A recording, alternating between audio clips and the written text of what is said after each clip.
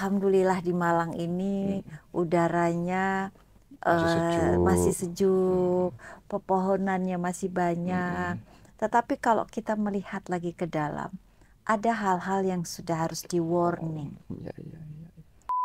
Ketika sampah itu adalah sampah dapur, Nggih, itu pasti tidak akan ada yang menerima di dekat kampungnya ada, nggih, karena nggih. baunya yang Iya, luar biasa. Nah, ini yang harus kita pikirkan. Nah, Kabupaten Malang terutama yang akan menjadi ketempatan mm, TPA itu harus betul-betul siap bukan hanya dengan lahan, iya, tapi juga dengan informasi mm, dan sosialisasi iya. kepada warga.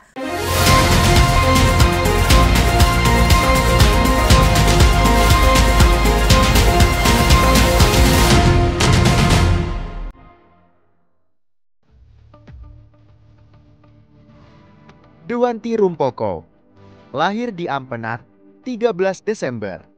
Sosok pemimpin perempuan yang telah menorehkan jejak kuat di dunia pemerintahan, pendidikan, dan kemanusiaan. Mengawali langkah politiknya sebagai anggota DPRD Kota Malang, periode tahun 1997 sampai tahun 1999.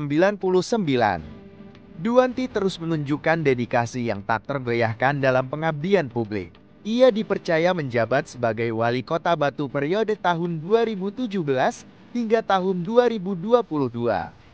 Dan sebelumnya memimpin gerakan pemberdayaan perempuan dan keluarga sebagai ketua tim penggerak PKK Kota Batu selama 2 periode berturut-turut.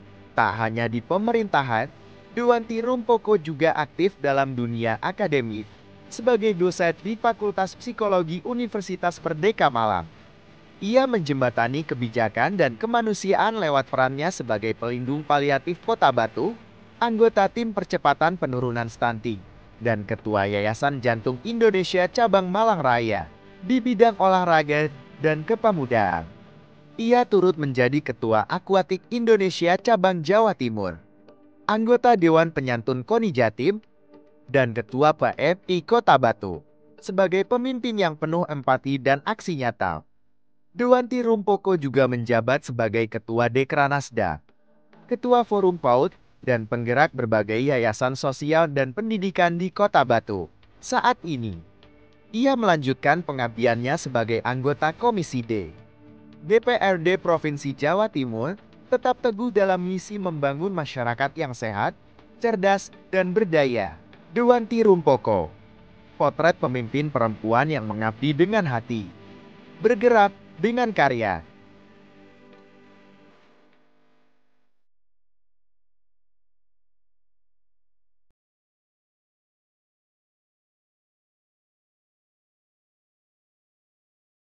Assalamualaikum warahmatullahi wabarakatuh. Salam sejahtera untuk kita semuanya. Tribuners, bertemu lagi dengan saya, Mujib Anwar, jurnalis senior Harian Surya Tribun Network dalam acara podcast DPRD Jawa Timur Gebrakan Wakil Rakyat. Tribuners, environment atau lingkungan hidup saling berhubungan dan mempengaruhi satu sama lain untuk membentuk suatu sistem yang kompleks. Sejumlah isu aktual terkait lingkungan hidup di Jawa Timur, khususnya Malang Raya, menjadi perhatian publik dalam beberapa bulan terakhir ini. Seperti pengelolaan sampah, pencemaran sungai, deforestasi dan kebakaran hutan, serta rehabilitasi kawasan pesisir dan ekosistem laut. Hingga isu yang lumayan baru, yaitu energi terbarukan dan ketahanan lingkungan. Nah, semuanya itu pasti berdampak langsung bagi kehidupan manusia hari ini, esok, maupun yang akan datang. Nah, karena pentingnya masalah lingkungan ini isunya juga seringkali viral ya di media, maka tema yang kita angkat dalam podcast kali ini adalah Quo Vadis lingkungan hidup di Malang Raya saat ini dan masa mendatang. Untuk itu, Tribuners telah hadir bersama kita Ibu Dewanti Rumpoko. Beliau adalah anggota Komisi D DPRD Jawa Timur yang membidangi masalah pembangunan. Untuk itu langsung kita sapa Ibu Dewanti. Assalamualaikum Bu Dewanti. Waalaikumsalam warahmatullahi wabarakatuh. Sugeng rawuh Bu. Inggih matur nuwun Mas Mujib. Bu Dewanti, Siap. soal lingkungan ini kan kita selalu setiap hari kan berada dalam lingkungan lingkungan hidup, lingkungan masyarakat lah ya, khususnya siap. ini kan lingkungan hidup ya. Apa sih Bu makna lingkungan bagi Ibu Dewanti? Iya. Setiap hari kita menghirup udara itu pasti berasal dari lingkungan sekitar kita. Ketika lingkungan kita itu kita jaga dengan baik, dengan banyak pepohonan, kemudian dengan lingkungan yang asri, itu pasti bukan hanya keindahan, tapi juga manfaat kesehatan itu akan kita rasakan. Kita akan jadi bertambah bugar, kita akhirnya jadi bahagia karena situasi kondisi yang sangat baik itu. Artinya lingkungan itu menentukan bagaimana sih kualitas hidup kita ya Bu ya? Betul sekali. Setiap kota-kota besar ya, terutama di Jakarta, itu setiap minggu pasti ada Car Free Day. Ya, mereka mengurangi jumlah kendaraan yang lewat di satu area agar supaya lingkungan di sekitar itu lebih udaranya lebih bersih. Polisinya yang dikurangi. Polisinya kurangi karena ada Car Free Day. Nah, itu antara lain juga untuk menjaga kualitas udara.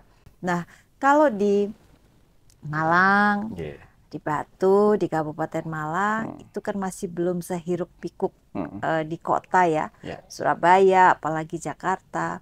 Nah, inilah yang harusnya kita sebagai warga Malang Raya ini satu bersyukur. Dan bersyukurnya itu bukan hanya dengan ucapan alhamdulillah, tetapi juga ikut menjaga, ikut memelihara, ikut melestarikan lingkungan yang kita tempati ini. Bu, kalau menurut hemat Ibu Dewanti ini, untuk Jawa Timur Bu, khususnya Malang Raya, bagaimana Bu kondisi lingkungan di Malang Raya ini? Ya, memang kalau dibandingkan dengan kota-kota besar lain yang hiruk-pikuk, kita merasa waduh, alhamdulillah di Malang ini udaranya masih sejuk, pepohonannya masih banyak. Tetapi kalau kita melihat lagi ke dalam, ada hal-hal yang sudah harus di warning. Apa itu? Antara lain ya, satu, bagaimana kita memelihara lingkungan kita dengan baik. Itu harus kita sangat perhatikan agar supaya segala sesuatu yang ada di tempat kita, yang dimana kita menetap, dimana kita beraktivitas, ini terus terjaga dengan baik. Gitu, Pak Apalagi Muji. soal lingkungan ini kan karunia Tuhan yang tidak bisa tergantikan. Ya, betul. Ini tidak bisa dibuat oleh pabrik manapun. Ini sudah ciptaan Gusti Allah yang luar biasa. Given given. Dan kita wajib menjaganya, itu yang penting. Bu, kalau soal ini Bu, problem Bu, kan pasti setiap daerah, meskipun dulu ketika kita masih muda itu kan kalau mau ngadem itu ke wilayah Malang lah kan, datanglah ke Malang kalau mau ngadem kan. Walaupun Biar sekarang masih lebih juga, dingin daripada ya, tempat lain. Ya, apa Bu ya masalah yang dihadapi oleh wilayah Malang Raya ini terkait dengan kondisi lingkungannya? Ya. Menurut hemat Bu Dewanti. Kemajuan zaman, kemajuan teknologi, dan bertambahnya populasi itu adalah hal-hal yang memang akhirnya menjadi ada perubahan-perubahan di sekitar kita, terutama di Malang Raya ini. Dulu yang penduduknya cuma berapa gitu, sekarang sudah jadi berapa. Dulu yang perumahan itu paling banyak itu cuman sampai di daerah Dieng, bahkan apa namanya di Soekarno-Hatta itu baru dibuka gitu ya, belum ada jembatan. Itu jembatan Suat belum ada ya? Belum ada. Itu kalau ke Dinoyo aja rasanya malam itu sudah agak merinding gitu ya. Tapi sekarang daerah-daerah tersebut itu 24 jam, jangankan jam 7, jam 8, jam 12, jam 2 malam pun masih ramai sekali. Itu adalah perubahan, keniscayaan perubahan yang terjadi di Kota Malang. Sehingga bertambahnya penduduk, bertambahnya banyak yang membutuhkan rumah. Akhirnya lahan-lahan dulu yang saya bilang jembatan Soekarno-Hatta belum ada, itu kemudian daerah apalagi yang Permata Jingga ke sana itu belum ada semua. Itu yang sekarang sudah penuh rumah, itu akhirnya kan otomatis lahan itu dibuka. Dan itu tentu saja ketika lahan itu dibuka, yang tadinya penghijauan yang di situ itu pasti sudah hilang untuk diganti oleh perumahan-perumahan. Nah, itu adalah hal-hal keniscayaan yang kita alami, sehingga orang Semalang bilang Malang tidak sedingin dulu ya, karena memang perubahan di semuanya, termasuk perubahan iklim. Tapi tetap saja kita harus menjaga itu dengan baik. Karena bertambahnya penduduk pasti bertambah masalah.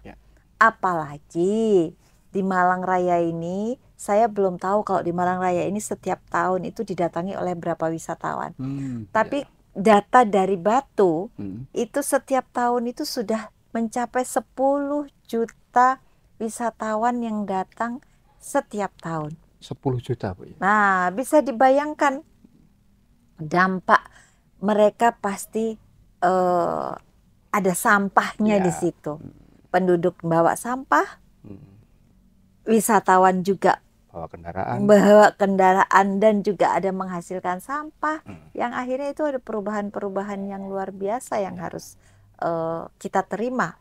Tetapi bagaimana perubahan itu akhirnya bisa menjadi tetap kita menjaga lingkungan dengan baik, itu yang menjadi PR kita bersama. Bu Dewanti, ketika perkembangan ini kan tidak bisa diniscayakan ya. Salah satu yang menjadi isu sentral terkait masalah lingkungan ini kan soal pengelolaan sampah sama pencemaran. Betul. Baik apa namanya oleh limbah-limbah ini kan macam-macam ya, limbah industri, limbah rumah tangga dan seperti itu. Itu ditambah lagi dengan masih mungkin saya katakan belum ya ada kesadaran dari masyarakat kita itu untuk mau membuang sampah pada tempatnya. Bagaimana menurut Bu Dewanti? Ya, itulah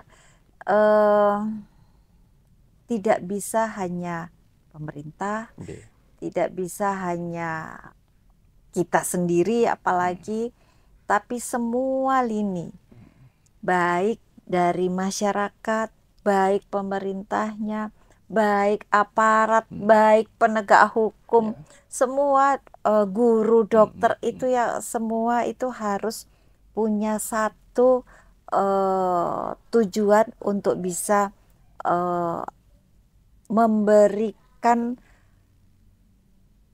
hal yang baik untuk lingkungan kita. Bagaimana itu adalah edukasi bagaimana kita mengolah sampah dari rumah.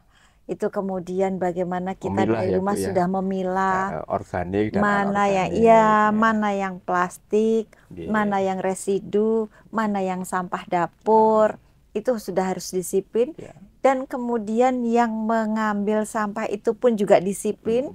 Jangan dari rumah sudah dipisah-pisah, tapi ketika sampai kemudian dijadikan satu lagi ya. Itu oleh adalah, Pak sampahnya dijadikan satu. Itu kan hal-hal yang betul-betul dari semua lini harus sama persepsinya untuk bisa mengelola sampah ini dengan baik, yang akhirnya satu ada keuntungan sebetulnya di situ. Jadi sampah dapur itu bisa diolah nantinya menjadi pupuk dan sebagainya gitu ya. Sampah plastik ini juga bisa kemudian menjadi diolah untuk bahan industri yang lain gitu ya. Nah, residu ini tinggal yang kemudian bagaimana membuang itu, mengolah itu sampai akhirnya dia menjadi sudah tidak membahayakan bagi kehidupan masyarakat. Artinya dari situ ini perlu ya, Bu, ya, membangun kesadaran lingkungan sejak dini. Bagaimana, Bu, itu? Sangat. Jadi caranya bagaimana agar terbangun kesadaran lingkungan di masyarakat kita sejak dini? Kita tidak boleh lelah untuk memberikan edukasi dan sosialisasi serta pendampingan kepada seluruh masyarakat. Kemudian kita juga harus sejak dini mengajari anak-anak kita yang dari TK, bahkan dari belum sekolah, TK sampai SMA itu bagaimana kita mengolah sampah. Itu tetap harus terus tanpa lelah kita melakukannya. Bahkan kalau bisa ada sedikit kedisiplinan yang harus ada diterapkan di situ. Karena apapun kita ini kalau tidak melakukan dengan sesuatu yang strict, itu kadang melenceng lagi. Harus jelas ini dan strict. Kita ingat tahun berapa itu kita baru mau mengenalkan helm. Itu kan luar biasa juga effortnya. Rasanya memakai helm itu seperti suatu penyiksaan dan sebagainya, padahal itu adalah untuk keselamatan diri sendiri. Tapi alhamdulillah sekarang walaupun masih ada orang yang bandel, tapi hanya 1-2. Tapi semua di jalan sekarang sudah sadar kalau pakai motor harus memakai helm. Nah, saya rasa tentang dan pengelolaan helmnya harus standar, standar biar betul untuk safety ya. Tidak boleh, kalau dulu kan helm asal-asalan, sekarang kan harus standar ya untuk safety-nya ya. Ya, dan itu sebetulnya disadarkan bahwa itu bukan buat siapa-siapa, tapi buat diri kita sendiri yang memakai helm gitu. Nah, ini juga pengelolaan sampah bukan untuk siapa-siapa, tapi untuk kita sendiri gitu. Bahkan nanti itu adalah kita turunkan untuk anak cucu kita, agar supaya mereka tetap hidup, tetap mendapat air bersih, tetap mendapat lingkungan yang baik gitu. Bu, ini kan soal kesadaran tadi, soal sampah ya, kesadaran membuang sampah pada tempatnya. Ini sebenarnya kalau dari sisi aturan kan sudah dibikin ya. Betul.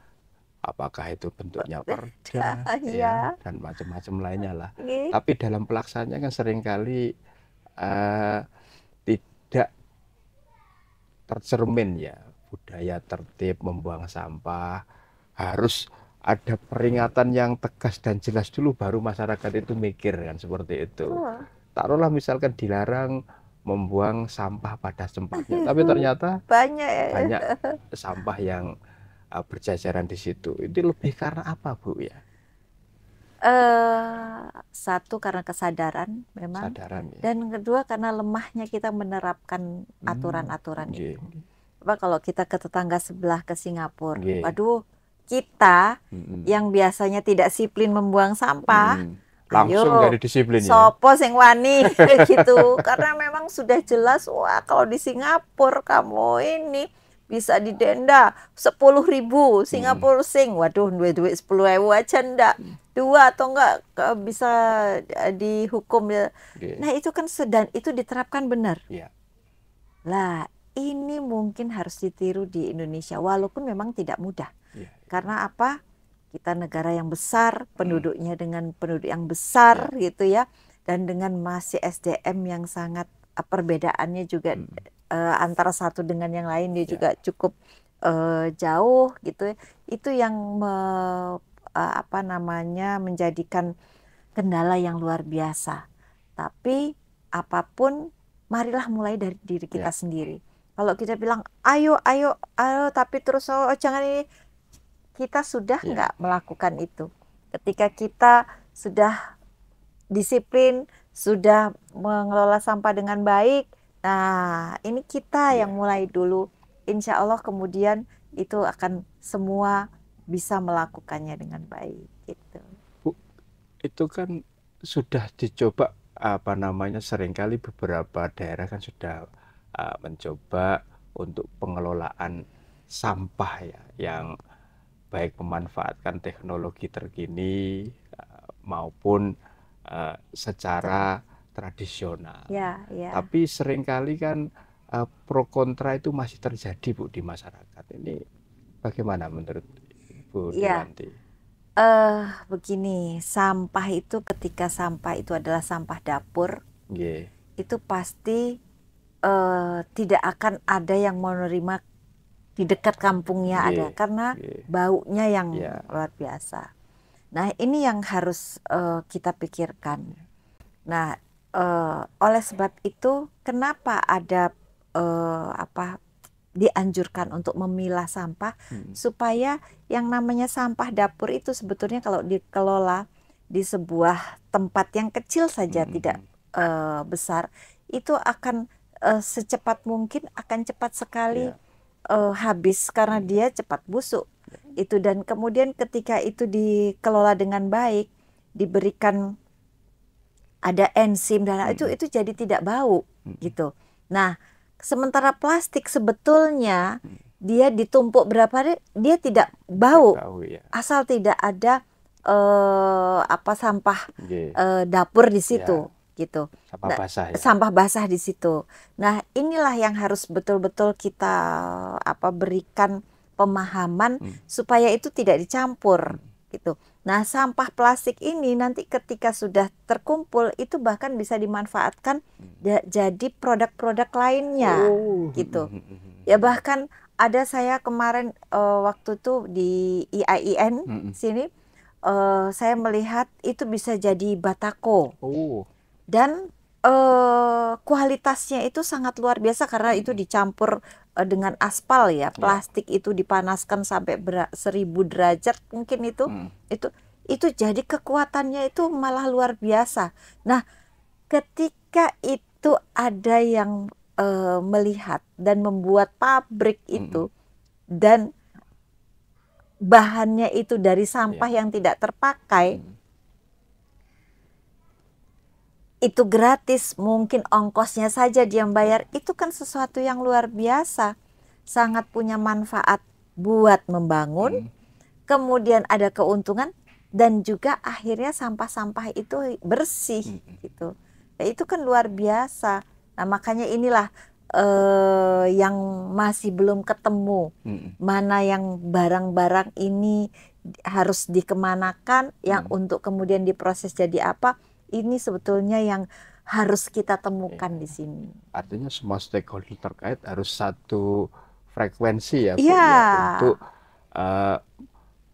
sampah ini mau dikemanakan, termasuk juga pemanfaatannya, daur ulangnya seperti apa, agar menciptakan nilai tambah ya pemanfaatannya. Betul, itu kalau umpamanya di pusat pemerintah daerah membuat BUMD itu untuk pengelolaan sampah itu yang di manage dengan benar, itu luar biasa, ada keuntungannya. Ya. Bu Dewanti, volume sampah di wilayah Malang Raya ini kan cukup besar. Besar sebagai salah satu sekali. kota besar di Jawa Timur Iya, ya. iya. Lah, seringkali keberadaan TPA, tempat pembuangan akhir ini kan menjadi keluhan masyarakat ya. Yang seringkali disorot itu kan TPA Supit Urang. Nah, kalau catatan Bu Dewanti ini soal itu seperti apa sih, Bu? Ya, begini. Kota, wilayah kota, baik Kota Batu, Kota Malang, Kabupaten Malang, itu kota. Kota ya. Itu memang sangat terbatas lahan. Sehingga lahan aja untuk beraktivitas itu terbatas. Apalagi kalau itu untuk ditempati TPA. Itu pasti orang di daerah sekitarnya itu protes lah gampangannya. Tidak bersedia, tidak mau. Nah, dulu mungkin Supit Urang itu memang sudah dipinggirin, nggak ada tetangganya, tapi semakin ke sini perkembangan kampung atas kebutuhan lahan akhirnya mepet. Padahal duluan Supit Urang. Nah, ini yang menjadi masalah. Demikian juga di Batu. Gitu. Nah, kalau di Kabupaten Malang ini kan masih wilayahnya luas sekali. Jadi mungkin ketika ada tanah-tanah desa atau tanahnya Pemkab yang tidak terpakai dan tidak bisa digunakan untuk yang produktif, itu mungkin bisa dilakukan. Oleh sebab itu pemerintah provinsi punya program untuk TPA terpadu. TPA terpadu. Iya, jadi Malang Raya ini satu TPA. Itu dan kenapa begitu? Karena ya Malang Kota sama Kota Batu ini memang sudah sangat sempit sekali. Iya. Itu yang kemudian bisa kemudian dijadi satu, dan ketika jadi satu itu volumenya lebih besar. Ketika akan mendirikan pabrik, apakah itu untuk energi ataukah untuk hal-hal yang tadi saya sampaikan, membuat produksi apa. Nah, itu mungkin volumenya akan mencukupi. Karena kalau yang namanya pabrik itu kan pasti ada batas volume yang harus diterima setiap hari. Nah, kalau cuman Batu kecil, Malang Kota kecil mungkin nggak mencukupi. Nah, kalau sudah di Malang Raya ini mungkin bisa yang akhirnya bisa menjadikan sebuah produksi yang baru gitu. Sudah terwujud tidak, Bu, rencana membuat TPA terpadu itu? Ini sedang dalam proses pengkajian. Nah, sekarang tergantung tiga kota ini apakah bersedia apa tidak. Terutama mungkin yang ditempati gitu. Rencana di mana ini, Bu, nanti? Di kabupaten kah? Di kabupaten untuk Malang Raya. Nah, itu ketika disetujui nanti pembangunan TPA-nya itu dari provinsi. Jadi lahannya yang menyiapkan adalah kabupaten, daerah tingkat 2. Dan Ibu selaku anggota Komisi D DPR Jatim akan mendorong supaya ini segera terwujud ya, Bu ya? Ya, saya rasa ketika ada program ini program yang sangat bagus sekali.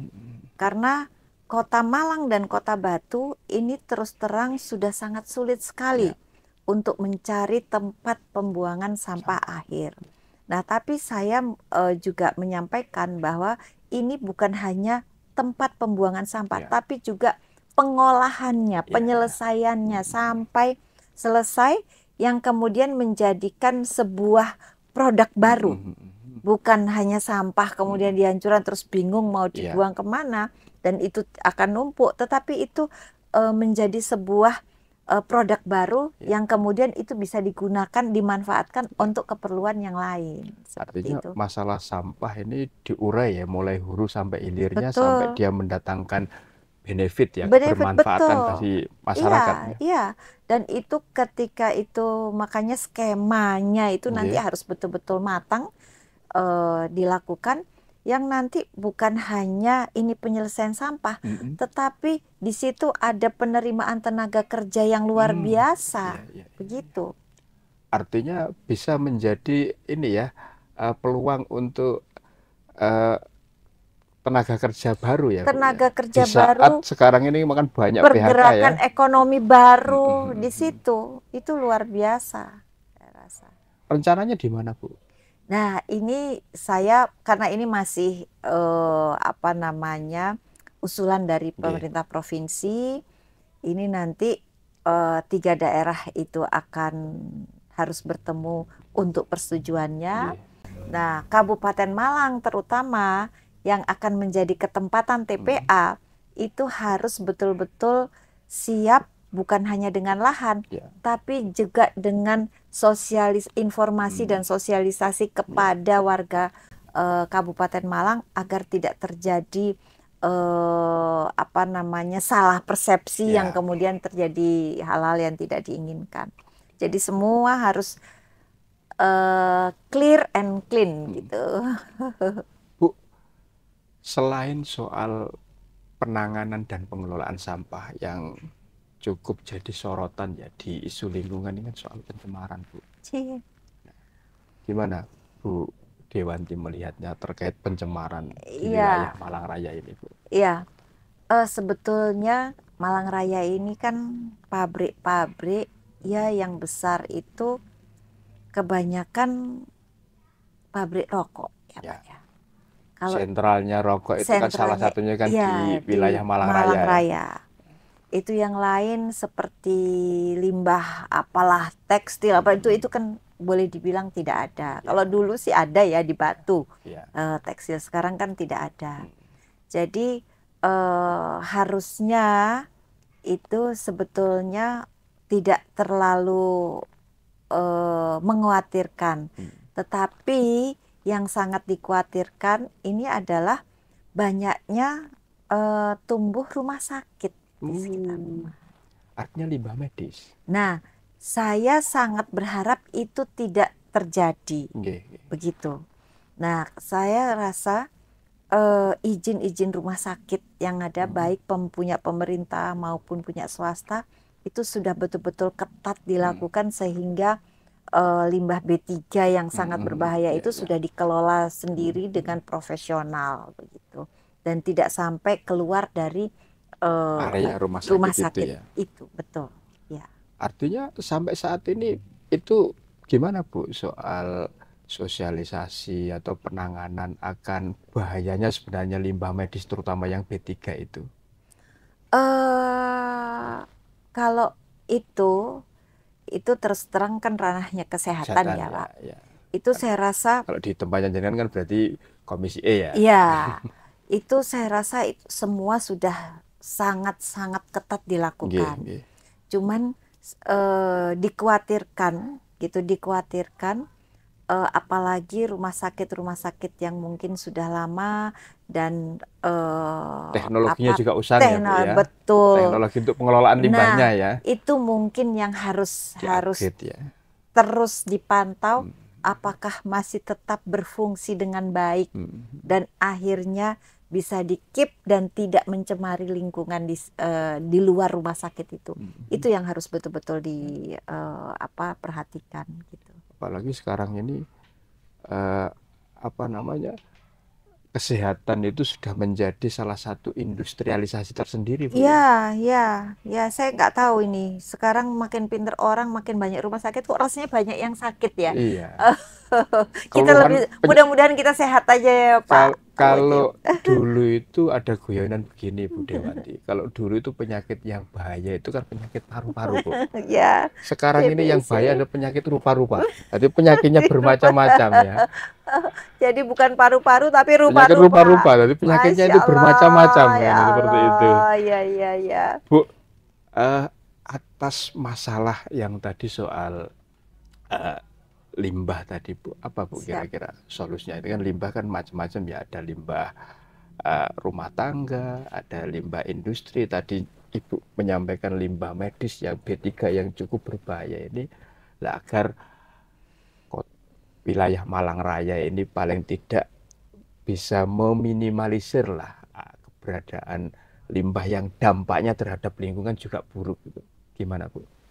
Ya, Saya berharap kita semua sudah sadar bahwa apa yang kita hasilkan, yang kemudian kita keluarkan itu akan menjadi hal-hal yang tidak baik kalau kita tidak memanage dengan baik. Dan itu juga bukan hanya tidak baik, juga kita berdosa ketika kita membuang hal-hal yang tidak baik dan kemudian itu menjadi kerugian orang lain. Itu saya berharap kita semua ini sadar akan hal itu. Tapi khusus di pemerintah, kita ini Malang ini kan dialiri oleh Kali Berantas. Yang alirannya itu dari Batu, Malang ini nanti terus sampai Mojokerto, sampai Surabaya. Nah, ketika kita tidak menjaga lingkungan kita, terutama kemudian apa yang kita hasilkan dan dibuang ke kali itu tidak dijaga dengan baik, kita artinya kita mencemari lingkungan kita yang itu nanti sampai dibawa sampai ke dampaknya ke bawah sana yang ke hilir ya. Ke hilir. Dan hulunya kan salah satunya kan di Kota Batu. Iya, itu cikal bakal pertamanya keluar itu Sungai Berantas itu ada di Sumber Berantas sana, namanya Sumber Berantas.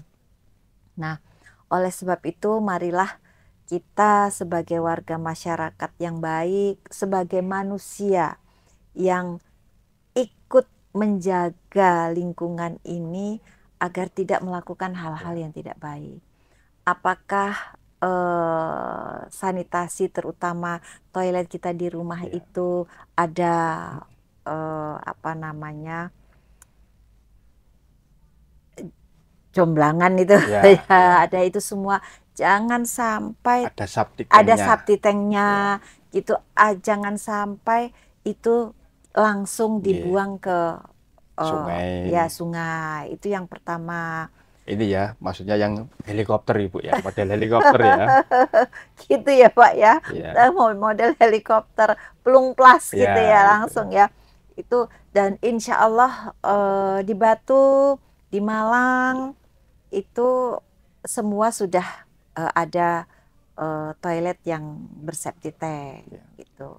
Itu karena kalau tidak kita sangat mencemari lingkungan kita, termasuk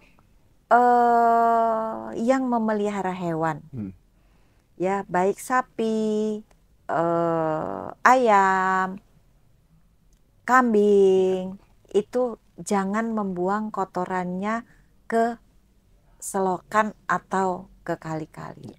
Itu manfaatkan kotoran itu akan untuk bisa menjadi pupuk nantinya yang kemudian bisa dimanfaatkan lagi bagi warga masyarakat, seperti itu. Artinya program-program yang mendesak untuk meningkatkan kualitas lingkungan hidup kita, kalau menurut hemat Bu Dewanti apa Bu ya yang cukup mendesak? Yang pertama ya pengelolaan sampah. Pengelolaan sampah tadi Bu ya.